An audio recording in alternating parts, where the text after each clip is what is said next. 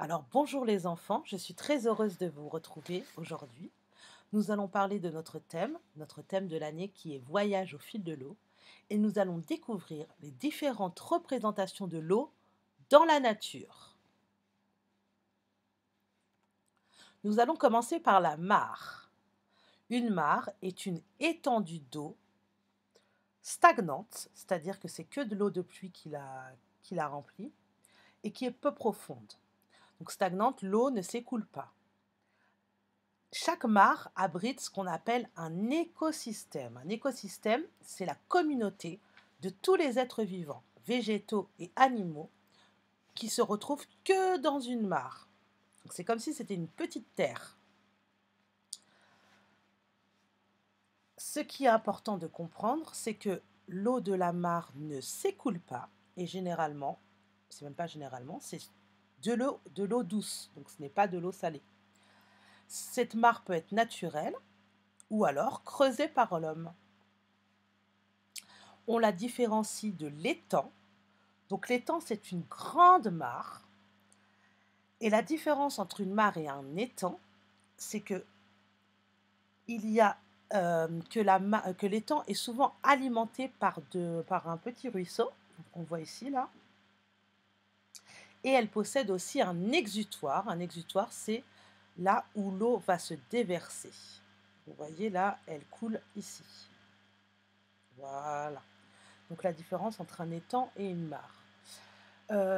L'étang, il peut être naturel, mais il peut être aussi creusé par l'homme. Et c'est de l'eau douce. Donc c'est de l'eau qui ruisselle, hein, qui coule. Ce n'est pas de l'eau stagnante comme on a vu dans la mare. Il y a aussi ce qu'on appelle des marais. Alors des marais, un marais, ça désigne une couche d'eau stagnante, donc comme la mare. Donc c'est en général plus profond et c'est envahi par une végétation aquatique. Une végétation aquatique, c'est une végétation qui pousse dans l'eau. Et on appelle ça une zone humide. L'eau d'un marais peut être doux, mais peut être aussi stagnant comme la mare, ou ça peut être aussi salé. Il peut être façonné par l'homme, en créant par exemple des barrages. Là, on voit que ça a été façonné par l'homme, hein, donc l'homme a créé des barrages, a creusé pour que ce soit plus facile d'accès ou pour peut-être irriguer des choses. Et généralement,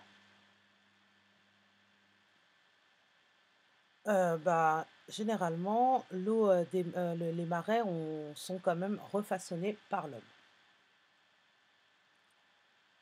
Alors ici, on a un lac. Le lac, c'est une grande étendue d'eau aussi, mais cette fois, c'est entouré de terre. Donc c'est un lac, c'est plutôt grand et ça peut être plus profond qu'un étang. Donc il y a plein de lacs où on peut se baigner, par exemple. Je pense au lac d'Annecy. Et c'est plus grand et plus profond qu'une mare aussi, hein. Et généralement, dans le lac, c'est de l'eau douce. Alors, une rivière, c'est un cours d'eau à débit moyen, donc c'est-à-dire que ça coule pas très très vite, débit moyen ou modéré, qui reçoit des affluents. Donc des affluents, c'est d'autres cours d'eau qui se jettent dans cette rivière. Cette rivière, généralement, elle se jette dans un fleuve. Elle abrite beaucoup d'espèces d'animaux, comme des castors, des loups, des ragondins et des végétaux, dont certaines espèces sont dites migratrices. Migratrices, c'est-à-dire que ces espèces-là se déplacent selon les saisons, comme par exemple les saumons. Donc la rivière, c'est de l'eau douce, et la rivière, c'est naturel, ça n'a pas été créé par l'homme. Malheureusement, elles peuvent subir beaucoup la pollution. Donc c'est pour ça qu'il faut prendre soin de nos rivières. Nous allons passer maintenant au fleuve. Donc c'est un cours d'eau qui est un peu plus grand qu'une rivière, mais qui se jette dans une mer ou un océan. Donc, tandis que la rivière se jette dans le fleuve, lui, va se jeter ou dans la mer ou dans un océan. Alors, quelques fleuves connus. Les 2 fleuves les plus longs du monde sont le Nil. Le Nil, je pense que vous connaissez. C'est un fleuve qui se trouve en Égypte et qui se jette dans la mer Méditerranée. Il y a aussi l'Amazone qui se trouve en Amérique du Sud. Et en France, nous avons la Seine que vous devez connaître. Donc c'est un fleuve et ce fleuve se jette dans la Manche. C'est une mer qui se trouve au nord de la France. Alors l'espace ici là,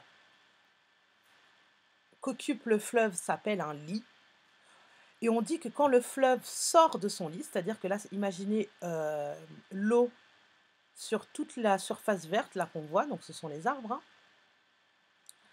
Alors on dit que le fleuve sort de son lit et donc ça s'appelle une inondation. Le fleuve est généralement de l'eau douce, donc bon, à la fin ça peut être un peu salé quand il se jette, mais non, c'est de l'eau douce et c'est naturel. Ça n'a pas été construit par l'homme. À la différence d'un canal. Donc le canal, c'est un conduit qui a été créé par l'homme, où l'eau circule aussi, mais cela a été fait pour créer une voie navigable artificielle, donc c'est permettre de circuler en bateau.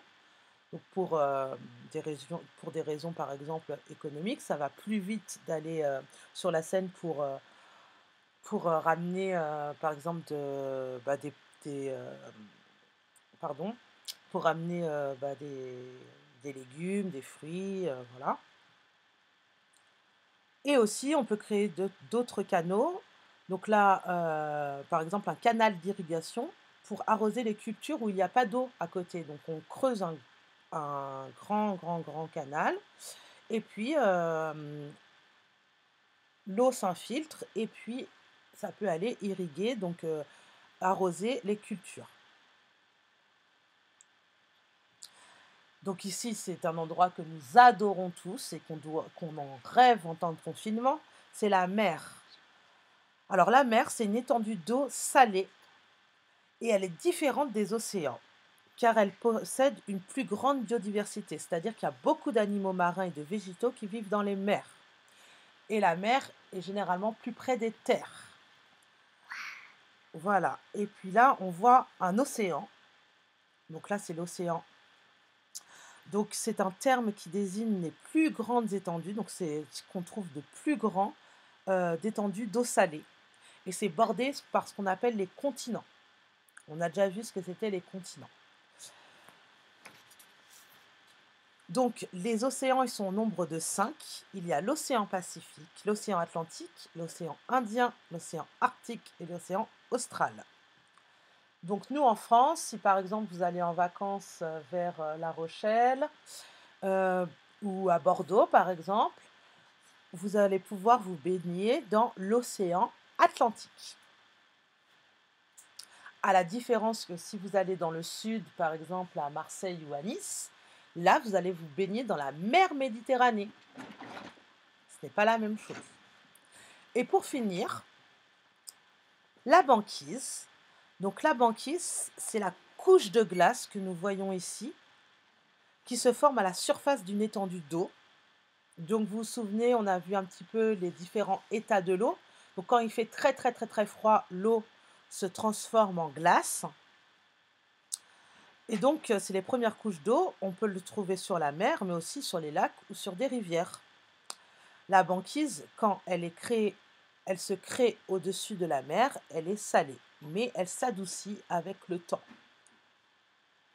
Au fur et à mesure du temps, le sel s'en va en fait. Voilà, donc j'espère que ça vous a plu de voir un petit peu toutes les différentes représentations de l'eau dans la nature. Nous avons déjà travaillé tout au long de l'année puisque nous avons lu des différents albums, différents romans donc dans notre thème Voyage au fil de l'eau. Donc par exemple sur la banquise, vous vous souvenez, on avait lu les albums Plume. Pour la mer, on avait lu L'île aux pirates. Et pour finir sur notre lancée, donc sur notre voyage au fil de l'eau, je vais vous proposer dans un prochain temps un album consacrée à la mare. Voilà, j'espère que ça vous a plu et puis j'espère qu'on pourra en reparler très prochainement en classe.